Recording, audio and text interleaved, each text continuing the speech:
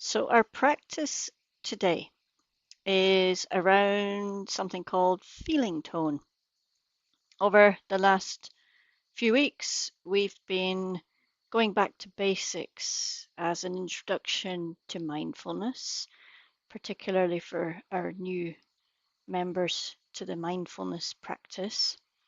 And we've been just looking at the basics like taking a mindful pause, a breathing space, and using awareness to check in with how we're feeling, to use the breath and our contact with chair or bed to get grounded.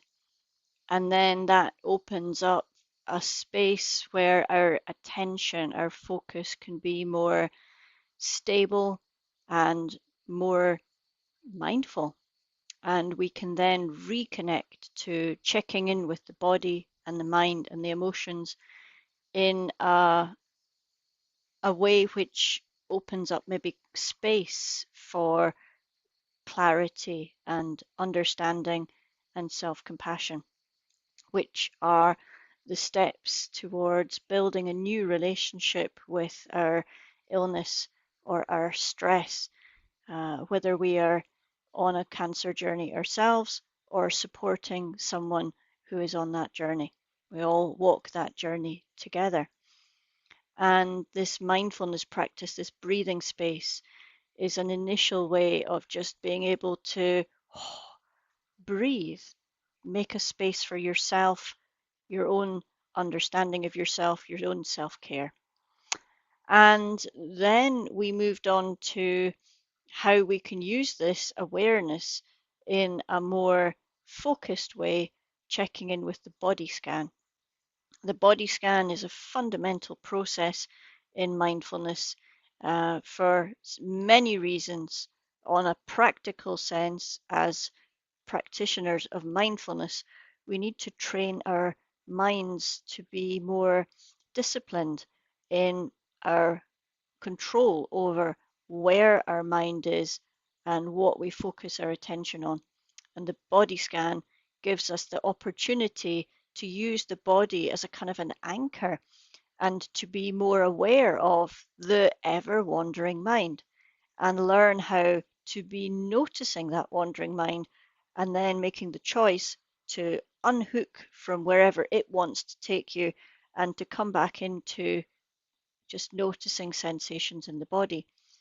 And the second benefit of the body scan is it builds the networks in the brain for executive control, for self-awareness, and for embodied awareness, which allows us to then be more tuned in to how our body feels under different situations. So the more you practice body scan, you know how you feel when you're tired, when you're energized, when you're stressed, when you're calm, when you're agitated, when you're in any particular state. As we go through day by day, week by week, you begin to learn the way that your body feels and functions under all sorts of different circumstances. And then you can tune into your body and be more informed about just connecting to how you are. And that then gives you information to make mindful, wise choices about your self care. And those two practices lead us on to what I want to talk about a little bit today, which is called feeling tone. And feeling tone comes really from the work of Mark Williams and his team in the Oxford Mindfulness Centre and also connected to Bangor University, who have a whole, they've really cultivated the whole emergence of secular mindfulness and clinically applied mindfulness in the UK. And Mark Williams has really coined this phrase feeling tone, and he would explain it in the way that when we go through life, because we're designed to survive, we are naturally tuned into feeling tone. And if I was to say to you, well, what is feeling tone and can you understand feeling tone? In his own book, Mark Williams says, well, it's very easy. If you were to pinch yourself, you know instantly that feels unpleasant. Whereas if you were to caress the skin of your arm, we know instinctively that that feels pleasant. So feeling tone is instinctive, it is within us.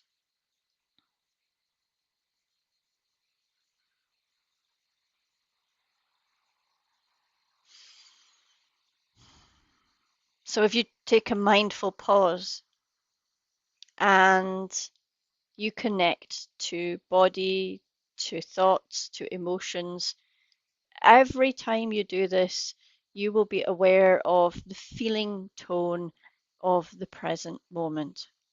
And what do we do with what we find?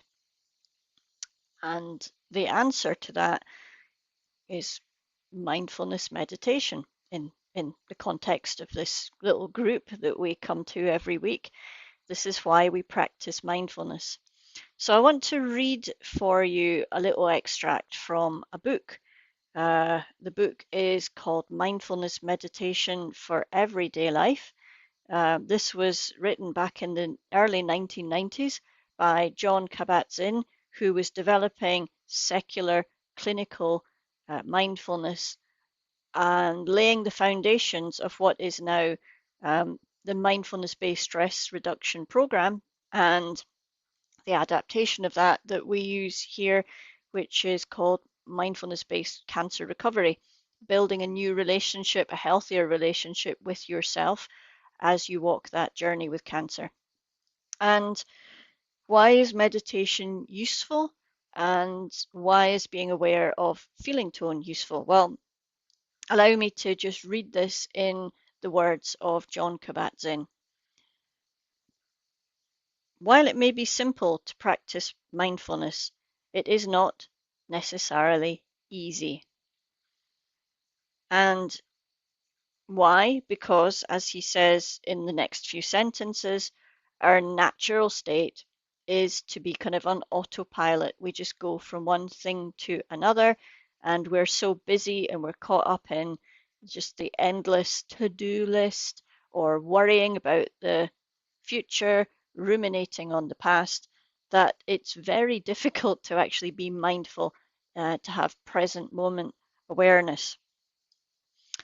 Um, but he says mindfulness is an intrinsically satisfying work because it puts us in touch with many aspects of our life and our lives that are habitually overlooked and lost to us.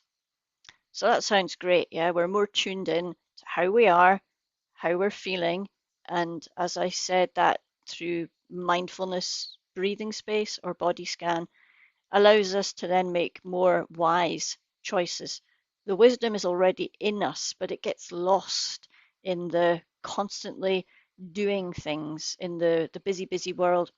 Taking that pause to meditate, to connect to the authentic nature of your lived experience allows that wisdom within you to sit with your experience around it.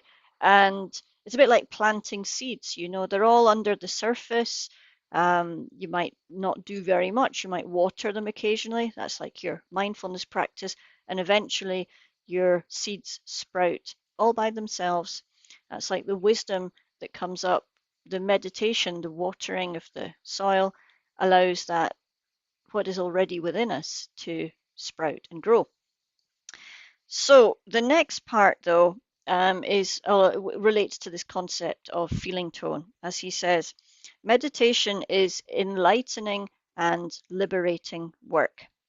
It is enlightening in that it literally allows us to see more clearly and therefore come to understand more deeply areas of our lives that we were out of touch with or unwilling to look at, right? And I'll talk about that later. I'll let him continue his paragraph. This may include encountering deep emotions, such as grief or sadness, woundedness, anger, and fear. And I'm sure all of us are very familiar with those emotions and feelings. Yeah, just every human being on this planet has experience of these emotions maybe several times in the course of their lifetime. And mindfulness, yes, it puts us more in touch with those emotions. As I'll talk about later, feeling tone, the unpleasant. We have a kind of a natural wish to distance ourselves from it. So what on earth are we doing in mindfulness trying to connect more to these emotions? Well, he says those emotions that we might not ordinarily allow ourselves to hold in awareness or consciously express. Mindfulness can also help us appreciate feelings such as joy, peacefulness, and happiness, which often go by fleetingly and unacknowledged. So, yeah, if you are going to feel the joy in life, to notice the beauty, to connect to the richness and um, the pleasant in life, we also have to be open to the difficult. And if we lock the door to feeling that is unpleasant, in a way, we also lose touch with what is beautiful and what is uplifting in life. So, yeah, we have to open those doors. And then in our practice, we have to learn how to relate, how to change our relationship to the full range of human emotion, emotions that every human being experiences and has experienced over the hundreds of thousands of years that humans have walked this earth. So, what goes next? Mindfulness, he says, is liberating in that it leads us to new ways of being in our own skin and in the world, which can free us from the ruts that we so often fall into. It is empowering as well, because paying attention in this way opens channels to deep reservoirs of creativity, intelligence, imagination, clarity, determination, choice, and wisdom within us. So, acknowledging when this is a time of difficulty and the capacity to sit down with it like a friend to ourselves. Imagine a friend of yours who is having a difficult day and they come to you and you sit with them and even just listen to what they have to say. They're not necessarily looking for you to jump up and take action, to get out in the world and fix things. They might not even be looking for you to offer solutions or analysis. They just simply want a friend who is kind and caring and present and to hold what they have to say with compassion. Give them the space to work it through themselves and give them the support and the companionship that they need at this difficult time. So we within ourselves can also cultivate our self-compassion, our capacity to be our own best friend, to sit down when we are experiencing the unpleasant or the difficult, and to be that compassionate and kind and caring presence for ourselves.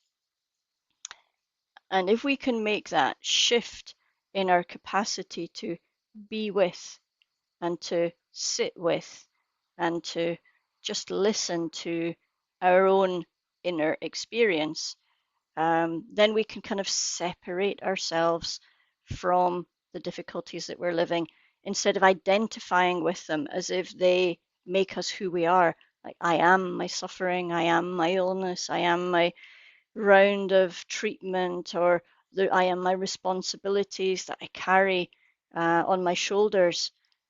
If we can separate ourselves and say, yes, I am me, and this is a time of difficulty.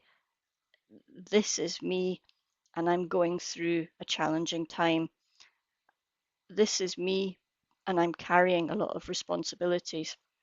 By separating yourself from what you're experiencing, you can then give space, not just not just around the experience, but you now have space for compassion for yourself, um, to grow in your own way, um, which is separated from this suffering and difficulty. Okay, so um, he finishes this paragraph by saying, we tend to be particularly unaware that we are thinking virtually all the time. And I know from the past few weeks when we've sat together in meditation, you've all said at the end, I'm so glad that you told us that thinking is normal because can't stop those thoughts. And I think one of the reasons that many people give up mindfulness is because initially that connection to difficult sensations in the body or difficult emotions and awareness of the thoughts can actually feel amplified, more difficult because we're aware of them in a deeper way. But if we are patient and if we walk gently and if we walk slowly into this process, always stepping forward, stepping backward, but never giving up over on the journey overall, we learn to be more resilient around those feelings, and then we can sit with them and work through them. And in the long run, our relationship with those feelings and with ourselves is more spacious, more accepting, less stressful, and even empowering. As it says, we now begin to bring intelligence or imagination, clarity, strength from our experience. The incessant stream of thoughts flowing through our minds leaves us very little respite for inner quiet. And we leave precious little room for ourselves anyway, just to be, without having to run around doing things all the time. Our actions are all too frequently driven rather than undertaken in awareness, driven by those perfectly ordinary thoughts and impulses that run through the mind like a coursing river, if not a waterfall. So, yes, there's a lot of psychology behind this, a lot of physiology behind this. There's no need to go into all of that. But yeah, our actions, our impulses are often driven by things which are being mulled over in the mind, and the way that the body picks up on those cues. There's always this sense of being in survival mode, of being in danger, and that creates within us a set of impulses to take action, to get things done, because we believe that this is the way to fix what is wrong. And mindfulness would suggest that we do this in a different way.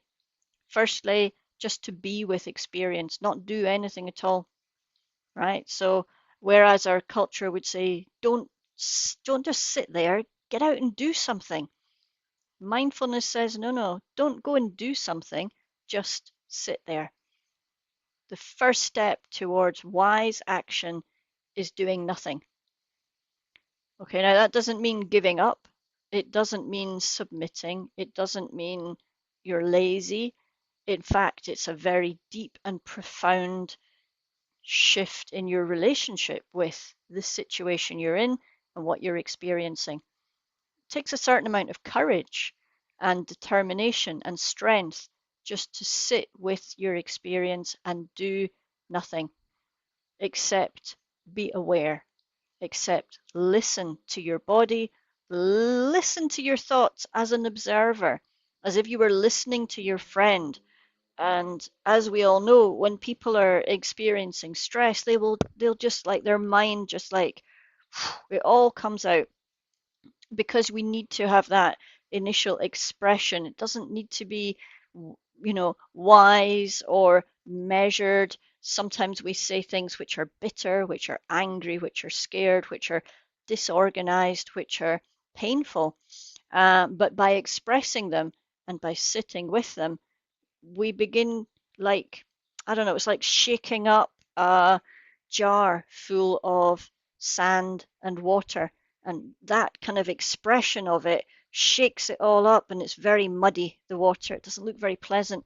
But if we just sit with it, gradually all the sediment sinks to the bottom, the water becomes clear, and we begin to see things in a new light.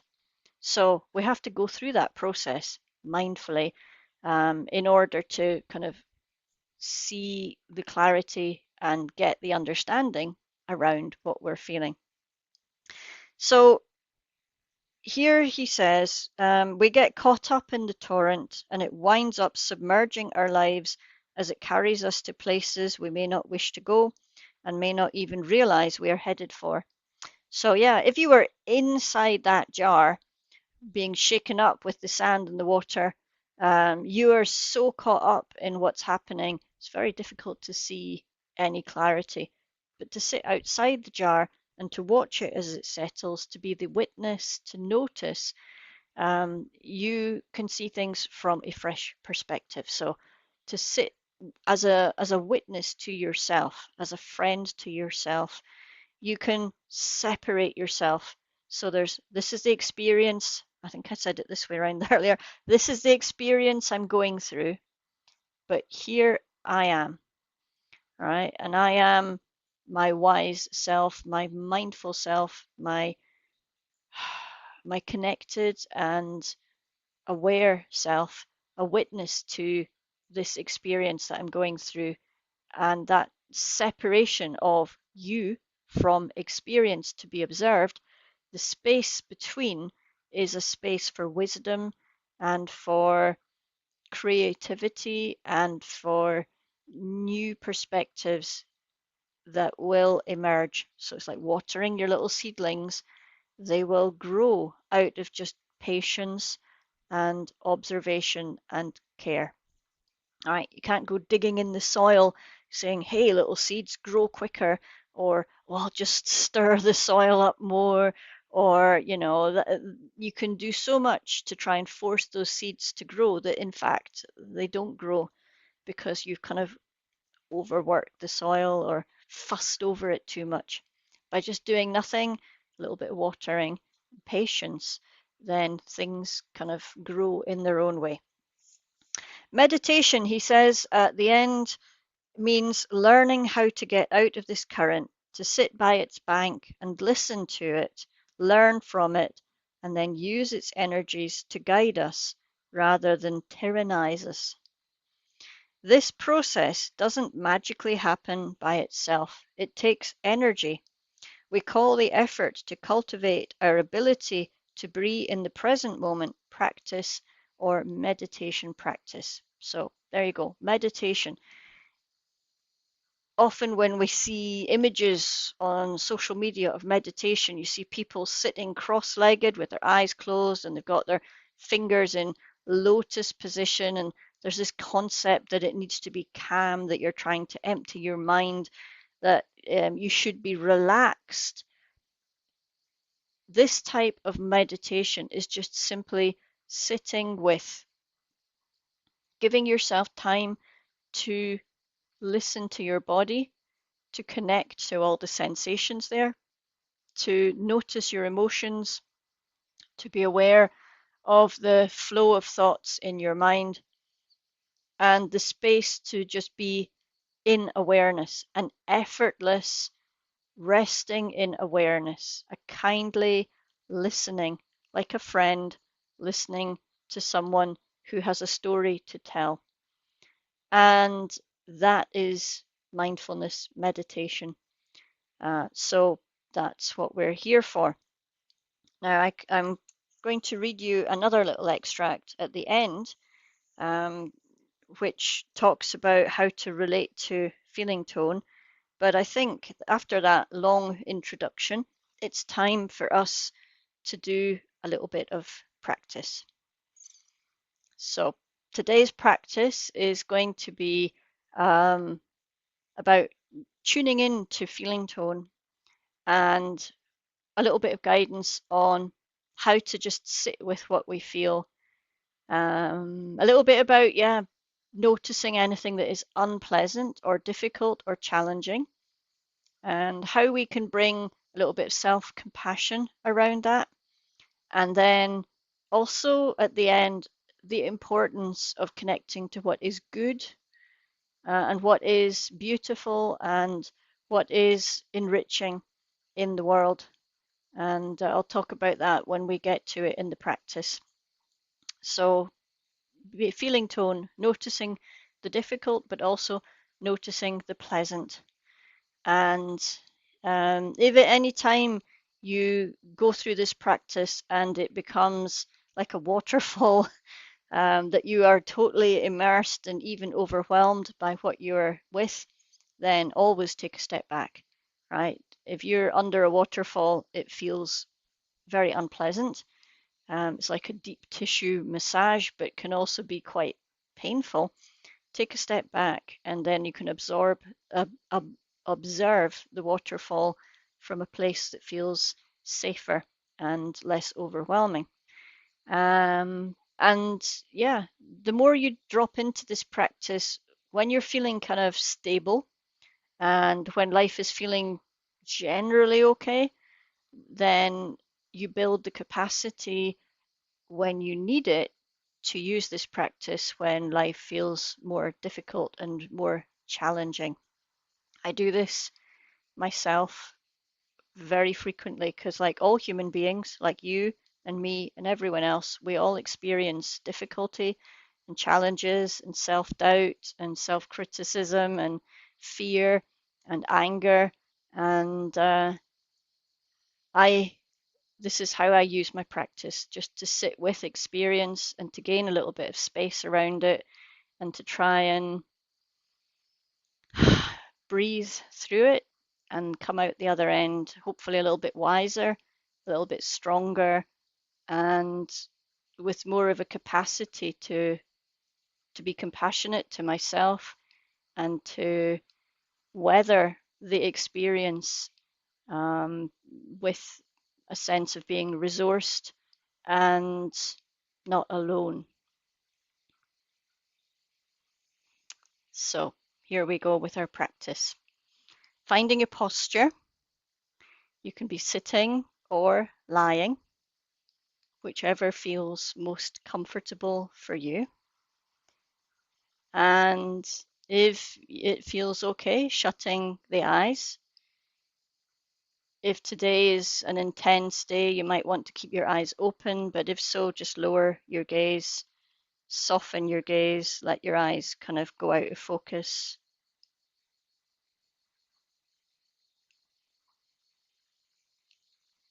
And then we begin this practice where we become not a doing person, but simply someone who is being the observer, noticing the details of our present moment lived experience. So there's that kind of deliberate shift, this letting go of thinking, planning, noticing any restlessness or any impulses to do things, and as best we can to let them go and to make the deliberate choice to just sit with whatever we experience and notice how it feels in body and mind.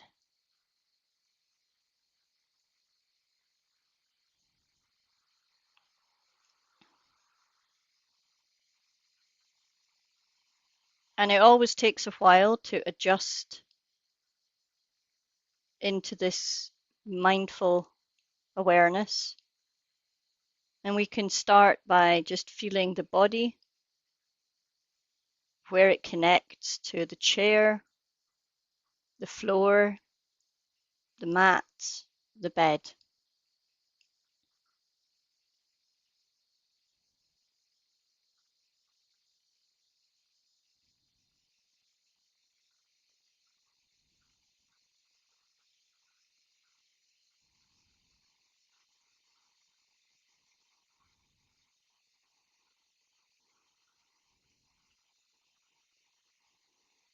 Noticing the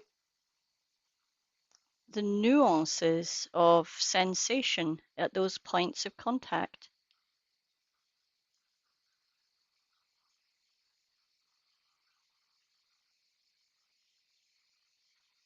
Like there's a difference between maybe lying on a mat on a floor, lying on a bed or a settee, sitting on a cushion.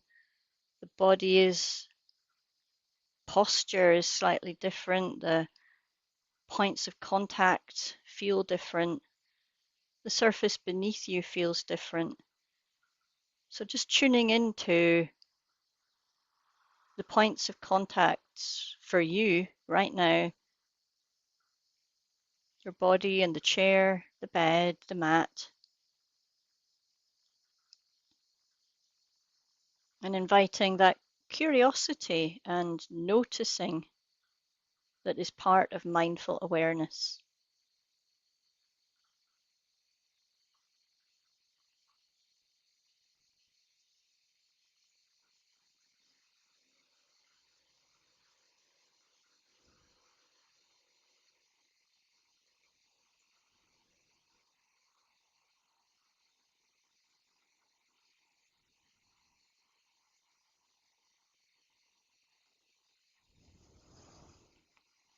Make some adjustments to your posture.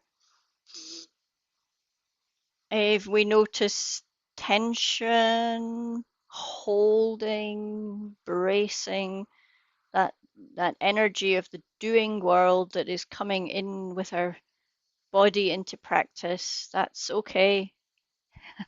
There's no way that we are supposed to feel.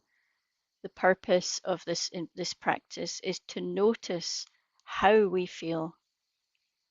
So if you can notice that tension, if you notice that holding or bracing, then well done for the awareness.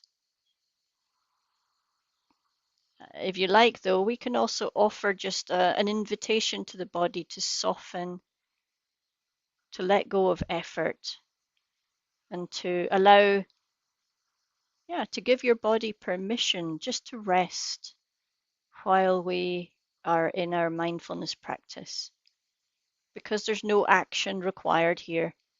We have nothing to do, nowhere else to be except in mindful awareness right now.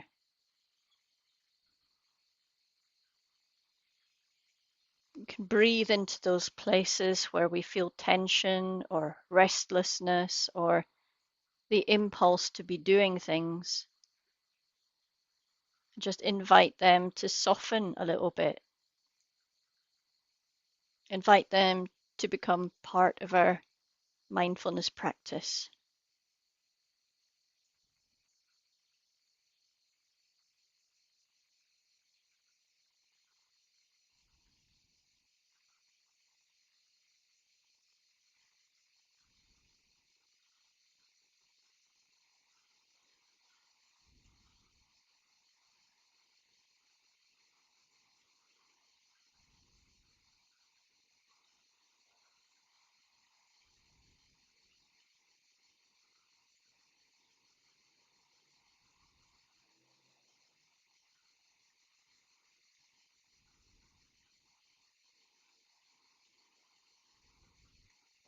Then we can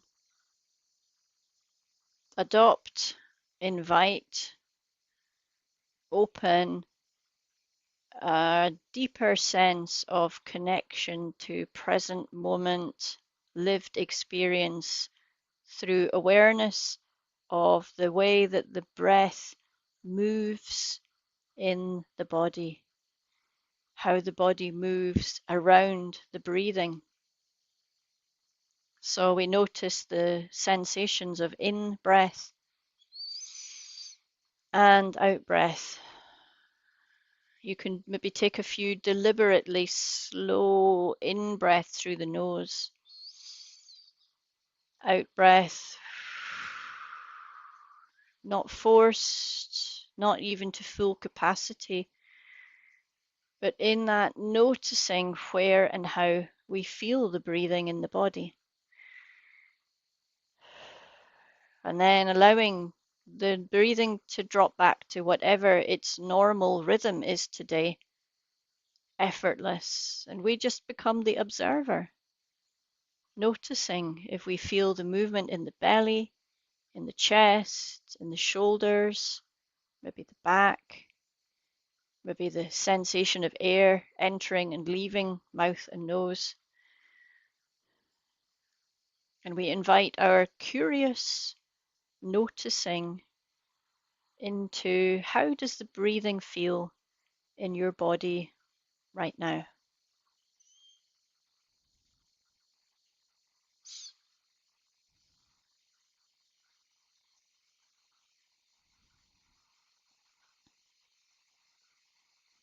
And where is the breathing felt in your body today?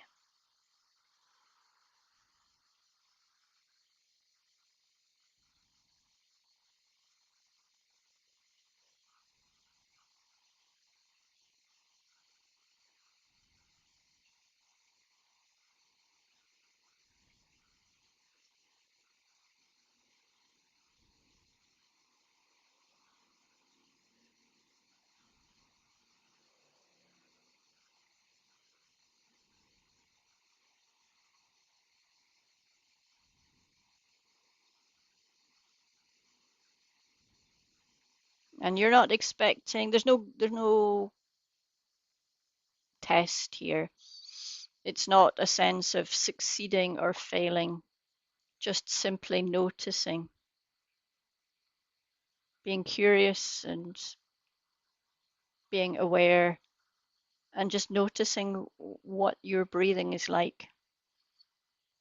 So anything that you notice, the sensation of expansion on in-breath or the relaxation of out-breath, any sensation you feel anywhere in the body as you breathe, that is just noticing what's here today, right now, in breath and out breath.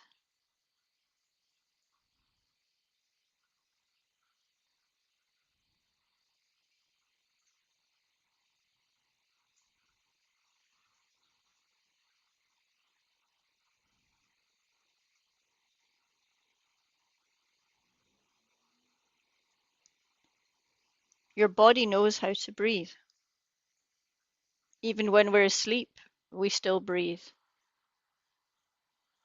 As we go through the day, I doubt very much if we're consciously aware of every breath we take. If we had to think about it consciously, then we wouldn't have space in our minds to do much else. So we go through our days, our nights, breathing automatically.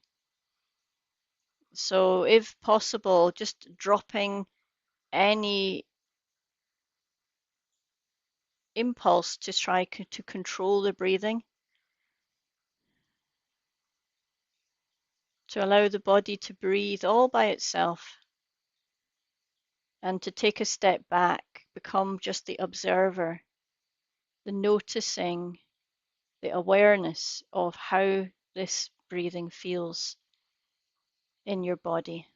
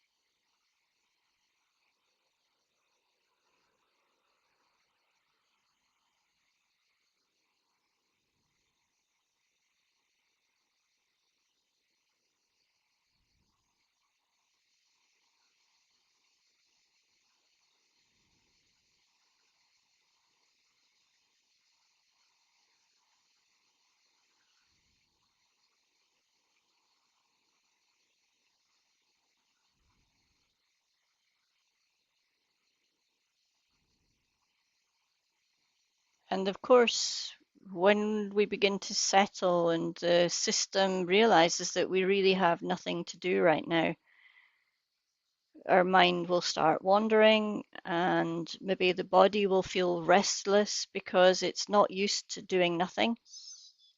We have this driven energy within us always to be doing something, and it feels quite strange to be sitting doing nothing. So when we notice that impulse to restlessness, when we notice that wandering mind trying to fill the space with thinking, for right now we can just gently say to ourselves, oh, there I go into thinking. Oh, there's that restless energy in my body. And then we make a deliberate choice, kind choice, a gentle choice to just gently redirect our focus of attention back into the breathing, into cultivating this mindful awareness, this noticing of experience as it flows moment by moment. We notice the thoughts, we notice the impulses, and we choose just to observe them with curiosity, with kindness, and then to refocus our attention on the next in-breath, the next out-breath.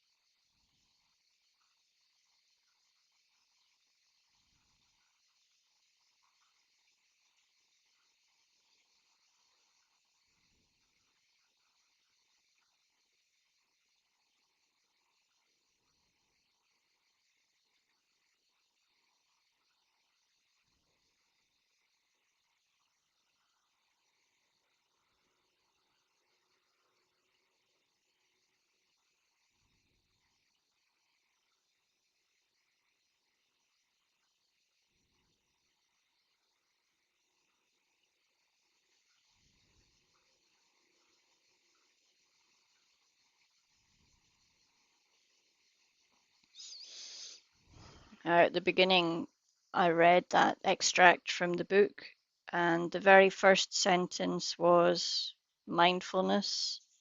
It's simple, but not easy.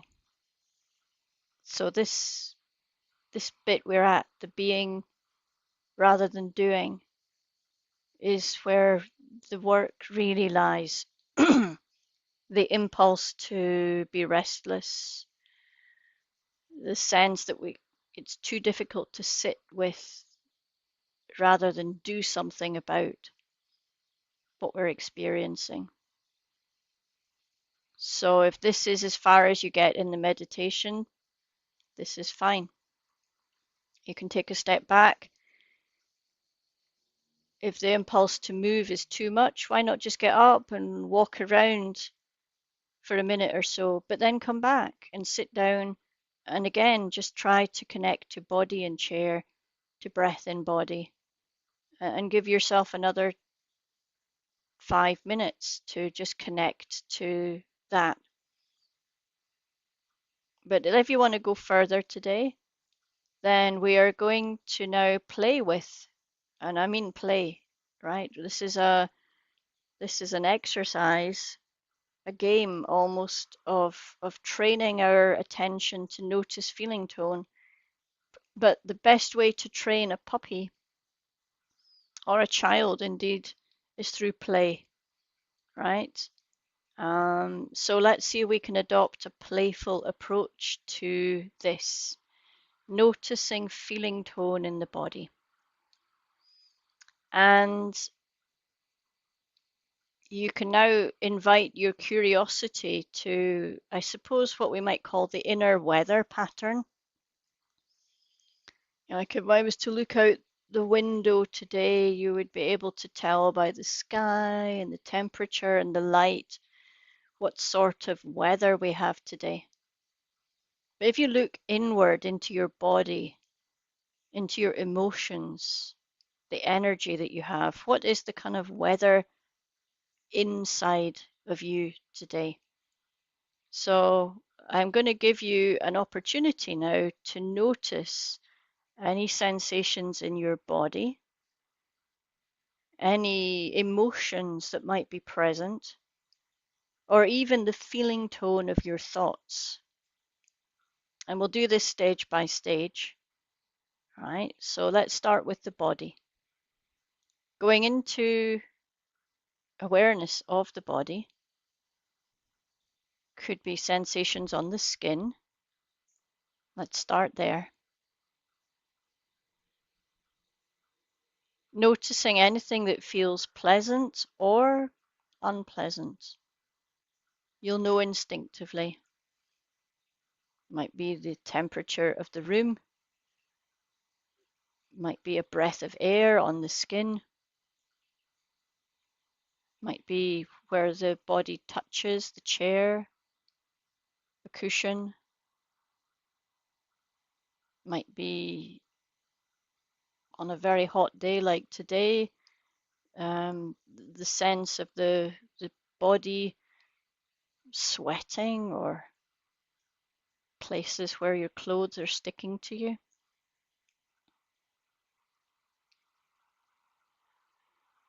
So anything on the skin, just noticing and seeing if you can be aware of if that sensation is pleasant or unpleasant.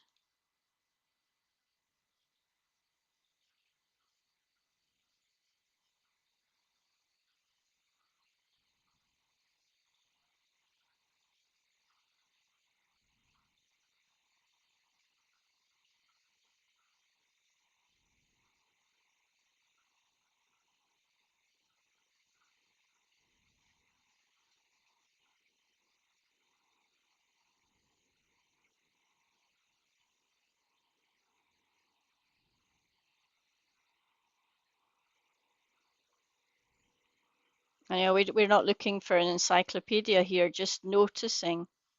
And if there is something that you found which is a little bit unpleasant, the invitation now is just to sit beside that feeling in your skin and be curious. Like a friend, listen to those sensations as if you were listening to a friend who wants to talk to you about some difficulty they're experiencing. But the body doesn't use words, it uses sensations like buzzing, tingling, tickling, sensation of sweat running down your back or down your face, the sensation of clothes sticking to your skin, or maybe the sensation of pressure or touch, temperature. So sit with those and be curious to understand how those unpleasant sensations feel.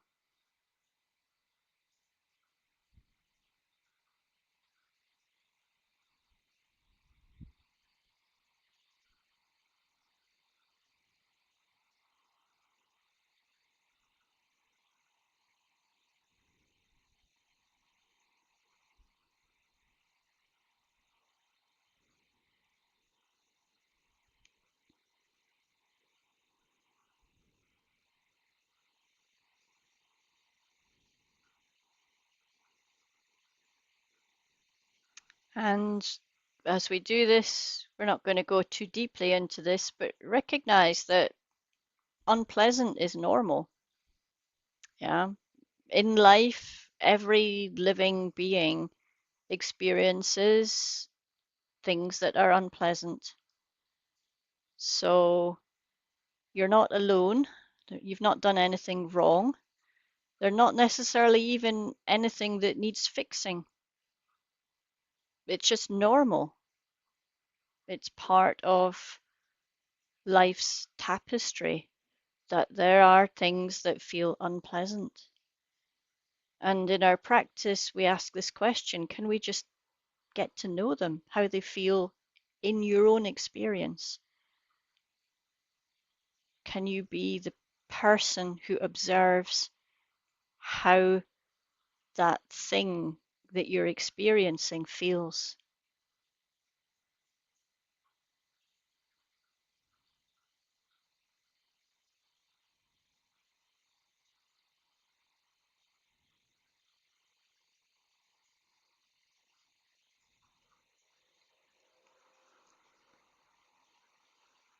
And let's go deeper now. We can go into the muscles.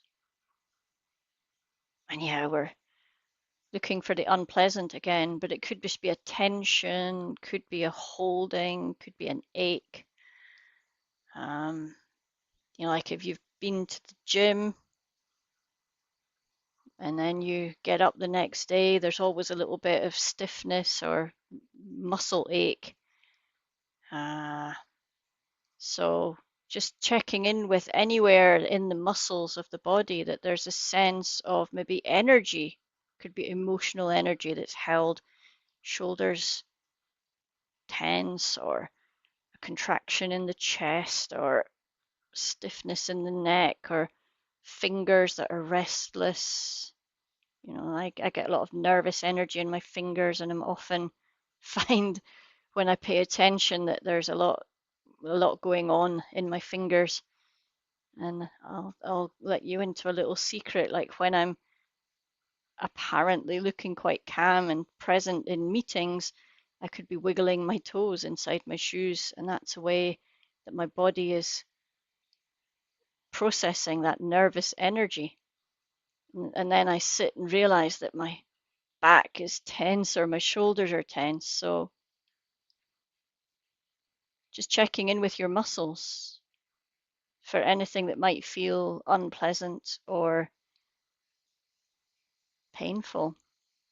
And again, can we just be that person who sits down with those sensations and says, okay, I'm curious, body. I'm going to listen to what you have to say. I'm going to pay attention to those sensations.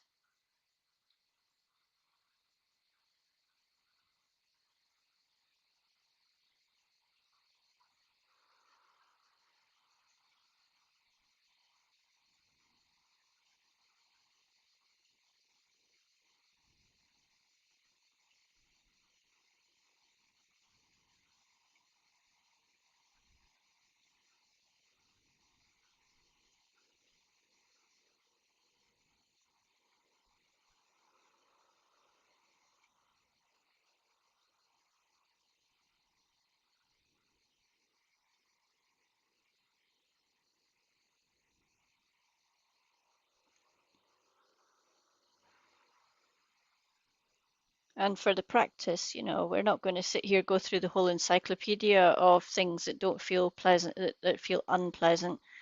For today, just the capacity to notice something that's unpleasant and to sit with it and be curious about it, even for a minute. That's our practice. So let's go deeper still. We go to the bones. Now, we might not always be aware of our bones, but they're there. We can see them. They hold the structure of the body, the spine, the neck, the jaw, the shoulders, the arms, the legs. So let's sense into our bones. Just notice what's there.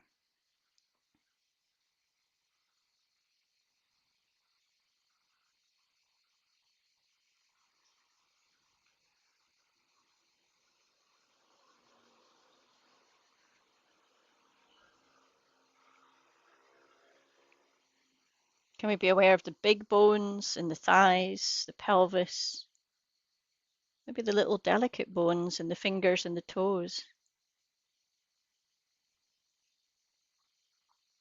and the joints?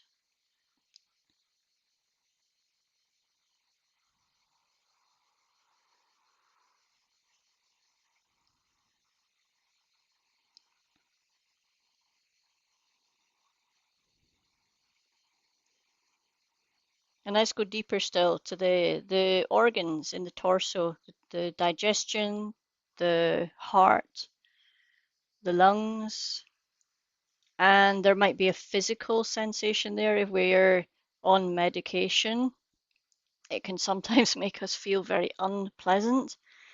If we are in a state of anxiety or emotional agitation, that can feel quite unpleasant in the heart space and the gut. If we are just feeling run down and a little bit alone and sad or angry, that can also manifest as unpleasant sensations within the body. So just tuning in to anything in that space that might feel a little bit edgy or difficult, and seeing if we can just cultivate that friendly curiosity, the capacity to sit down as a friend and say, here, I'm just here to listen to what you have to say, and then tune in to those sensations in that part of your body.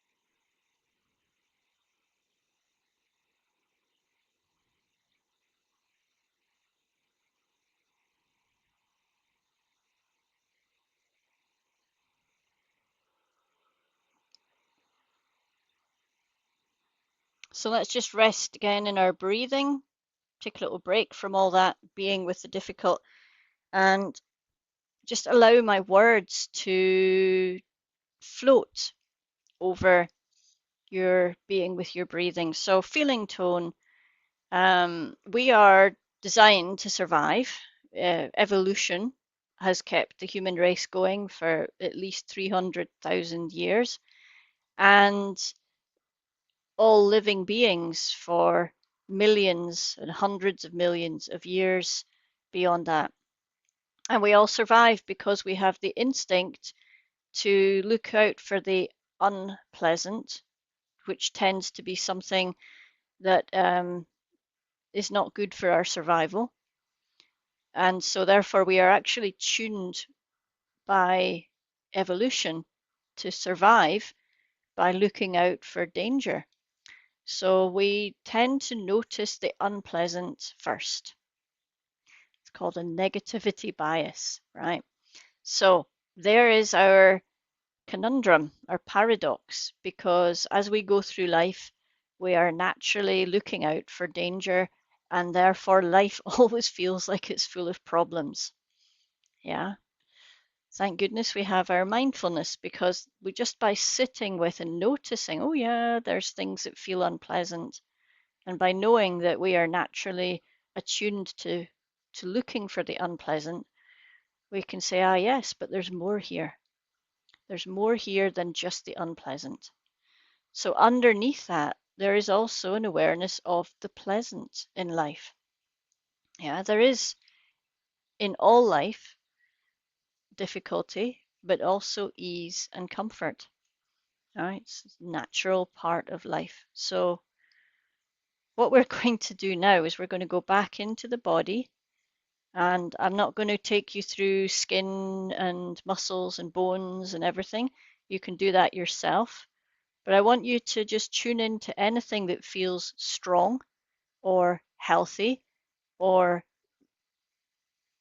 comfortable or pleasant in the body, or in your body's relationship with maybe a breeze.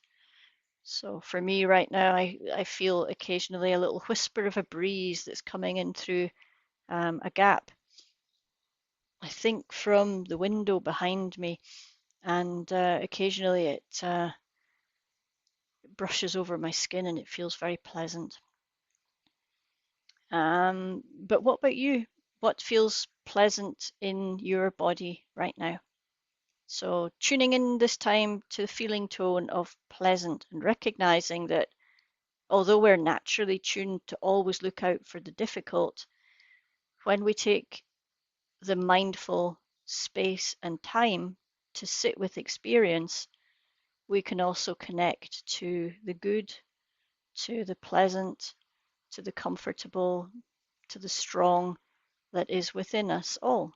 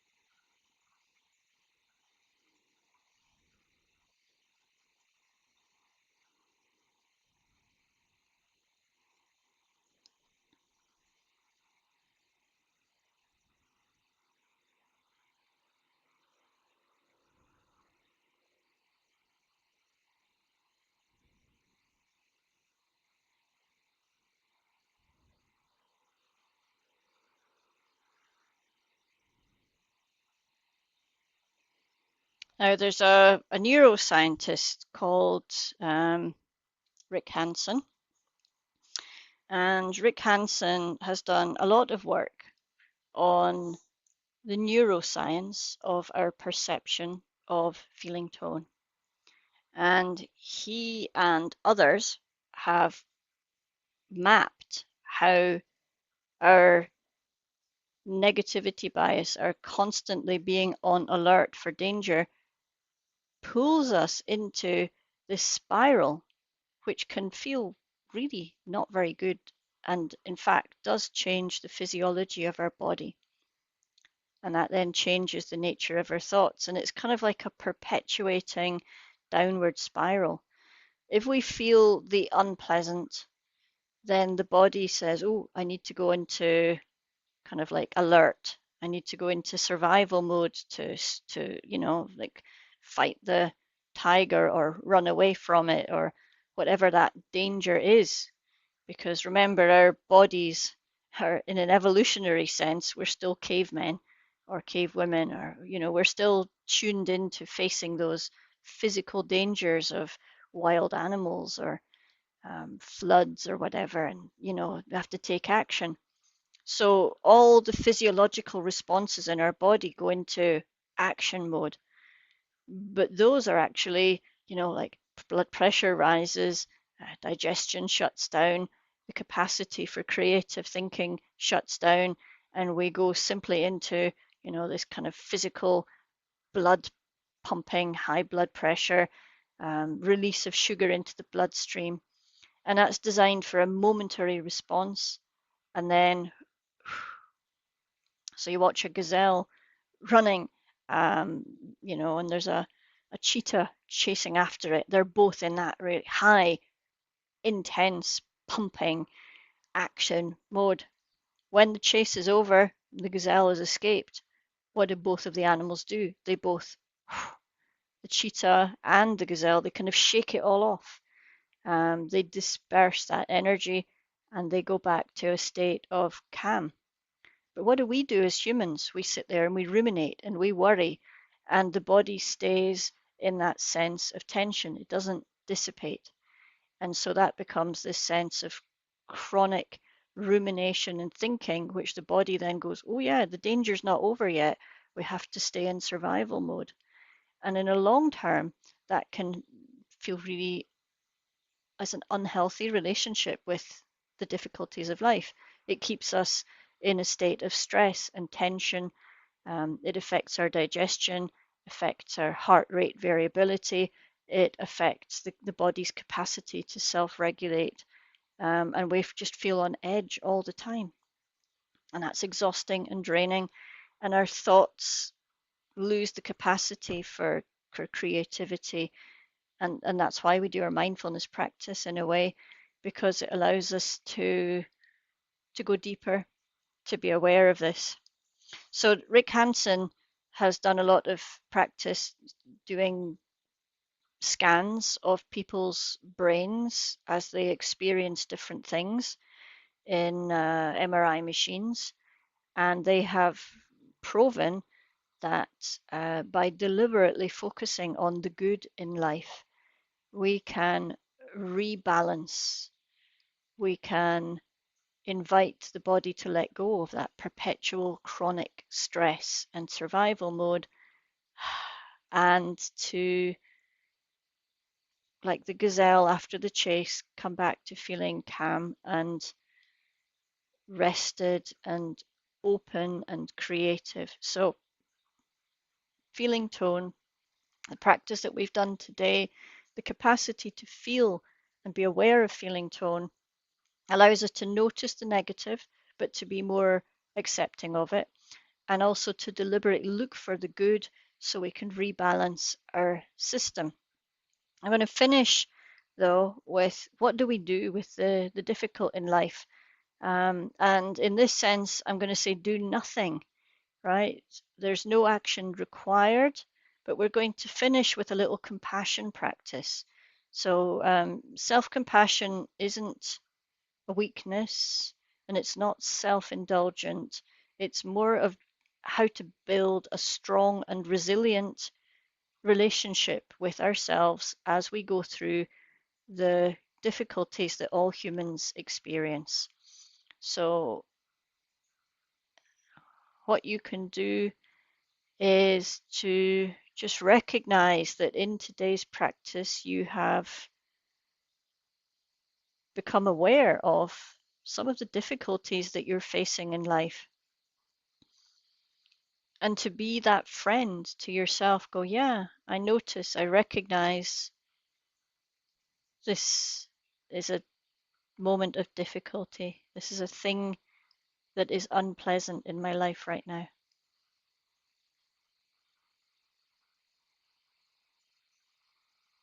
And that's the mindful awareness. So you can retune into those things if you want. Just notice, recognize, acknowledge that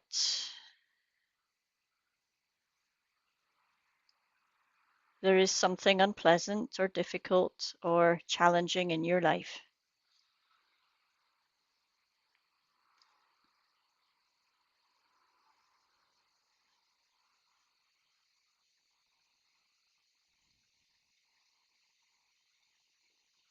And the second part of the practice is to remember that all human beings experience difficulty. You haven't done anything wrong. You're just human and living life, and therefore difficulty is part of that. So accepting yourself as a human being and knowing that all human beings face difficulty. You're not alone.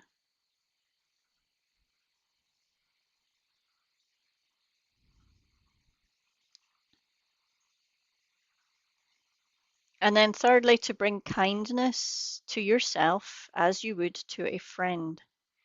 So imagine sitting with a friend who's talking about this difficulty that you're having, and imagine just being a kind and compassionate presence for them, a friend, saying, yeah, I'm okay. I'm going to listen to what you have to say. I'm sorry that you're going through this experience, and I'm here to support you. I'm here to listen. I'm here to be a friend. You can offer that to yourself, and if you want, you can even put a hand on your heart or a hand on somewhere that you feel the emotion underneath that difficulty. And just breathe into it and feel the breath like a kind of a caress in your body, inviting a softening, an acceptance, a kindness around what you're feeling.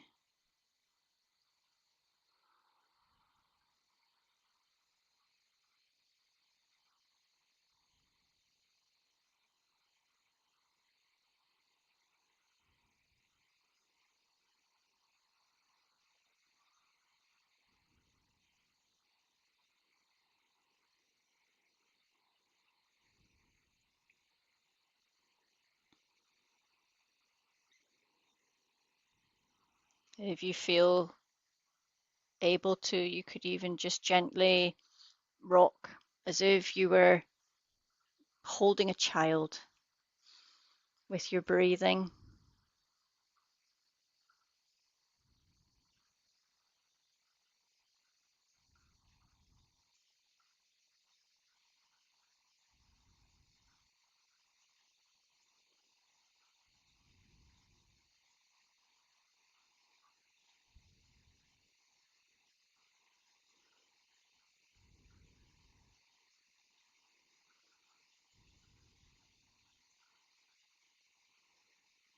You can separate yourself from the experience that you're living.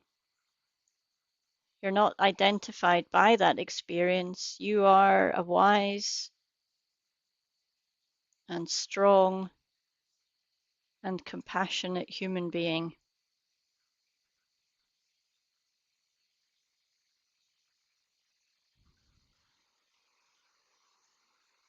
who happens to be experiencing something difficult at the moment.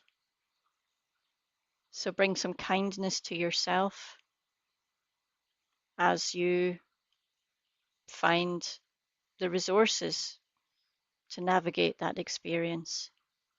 Might be asking for help, might be giving yourself time to meditate, might be giving yourself space for exercise or for rest, might be making the decision to acknowledge the good in life.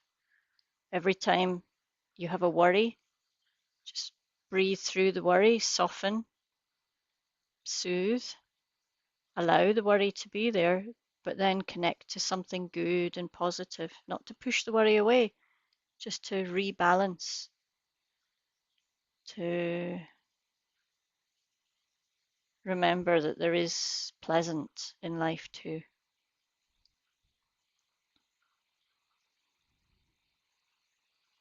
So, quite a lengthy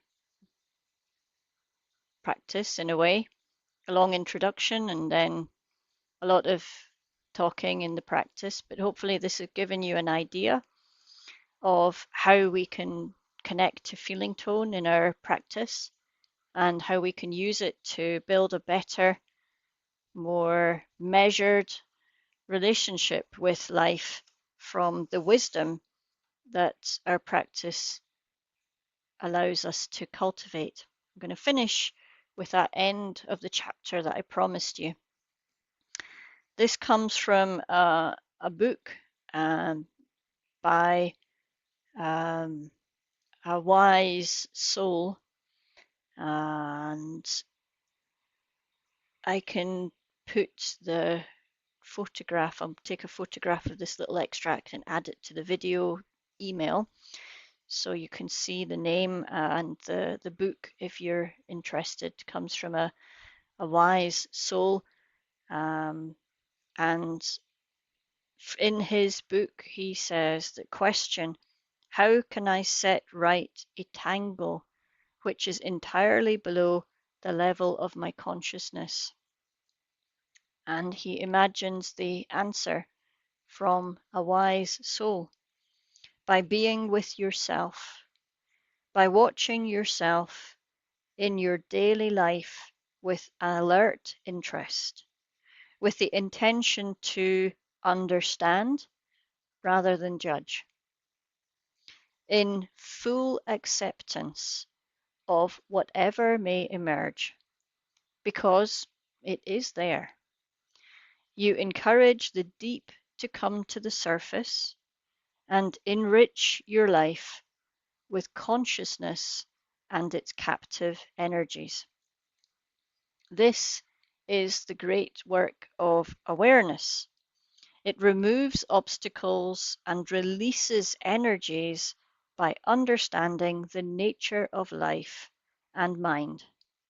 Intelligence is the door to freedom, and alert attention is the mother of intelligence. So, mindfulness is simple, paying attention, but not easy. We have a lot that we encounter in our practice. So there's a lot in today. But as we go forwards in the next few weeks, we're going to kind of dial it back a little bit and just explore how we cultivate the capacity to be with experience, to relate to the difficult, to bring in the good, to deal with those thoughts, to deal with the times when we feel a little bit stressed.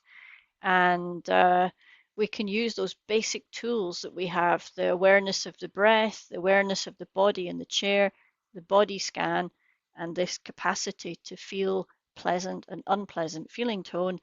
We are going to play with these as we go forward. So today is really just a basic introduction to a lot that we can explore in our mindfulness practice going forwards. So one little step at a time.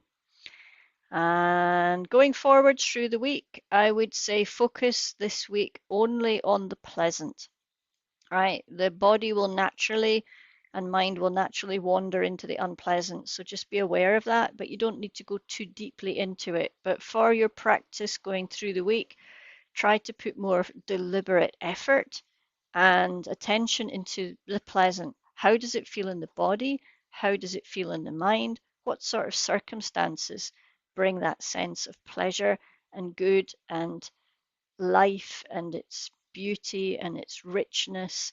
What helps you feel connected to the pleasant in life?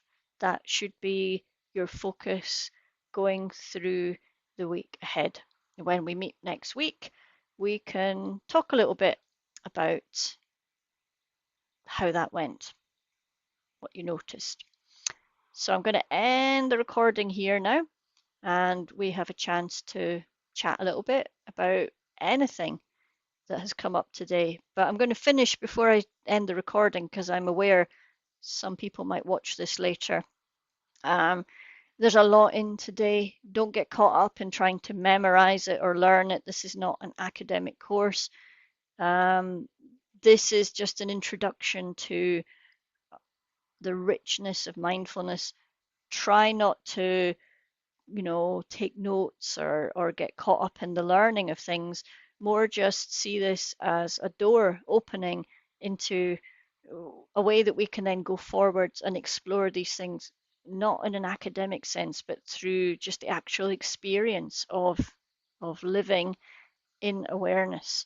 So don't get too caught up in everything that's been said today.